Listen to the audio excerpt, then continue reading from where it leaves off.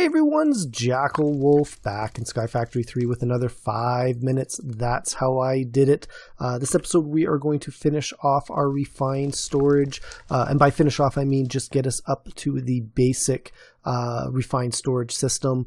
That is going to be the solderer, the controller, and the disk drive, as well as we need a way to add items and craft items in from components that are stored in our system. And to do that, we are going to need a crafting grid.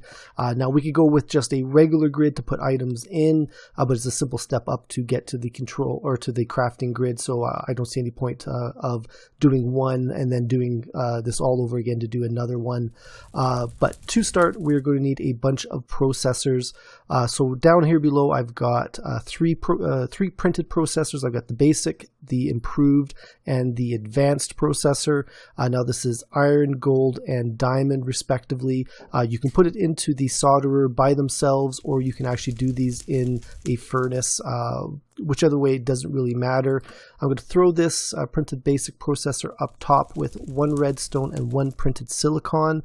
That is going to get me a basic processor. We'll just give this a second to finish off. So there's our basic processor. Now we're going to do that for the same with the improved. Now we are going to need two to do the control or the crafting grid. We're going to need two basic processors and two advanced processors. I've already built one of each just to speed things up a little bit. So there's our improved processor. Now the advanced processor goes up as well. We only will need one of these for our build today. So that's why I've only got one set up. I haven't pre-built one of these ones. But once this gets done, we can move on to actually building the items. And there we go. There's our advanced processor. So coming over here, we need to turn these basic processors into construction cores. Now we're going to need one construction core, which is the basic processor and the glowstone dust. We're going to need a very similar one. There's this other basic processor that I built and a nether quartz that is going to get us a destruction core. I guess you've got your construction and your destruction. We're also going to need a machine casing that is going to be 8 quartz enriched iron. And we're going to take that casing, we're going to put that into the middle. You can see I've already got one improved processor. There's my other one. Construction core goes up top and destruction core. So that is going to get us a grid. Now this grid will allow us to add items into the system, but it won't let us actually craft using the items in the system. We'd have to pull them out and put them into our own crafting table or a crafting table on a stick. But to build the grid, you are going to need the machine casing, 4 quartz enriched iron, the construction core, the destruction core, and then 2 improved processors. Now we're going to take that crafting grid, we're going to put it into the crafting table along with the advanced processor we built earlier.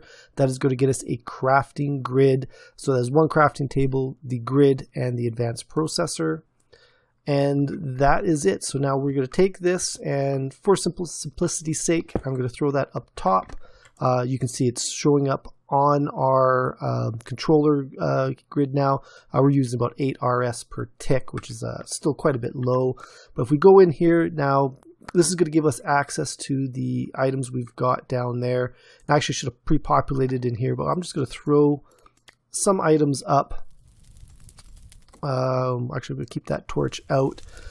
So we got a bunch of quartz enriched iron. So out of curiosity, we had that, oh boy, what was it called? We just built one just a second ago. I've already forgotten. The machine casing. So just like before, we can use our search down here. We can search up top, and then when we move items, it's going to move it right into the crafting grid here, and we can pull out that. It keeps pre-populating the crafting grid, so we can pull as many of these out as we've got equipment for them.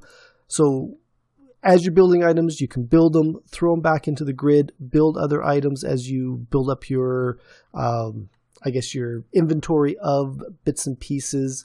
So that's it for now. Coming up in the next episode, we are going to work on, we're going to build an automatic transfer system that is going to get us the items from our chests that are randomly spread out throughout this world, and it's going to allow us to get them into our refined storage for easier access. So that's it for this one, guys. I will see you all later. Goodbye.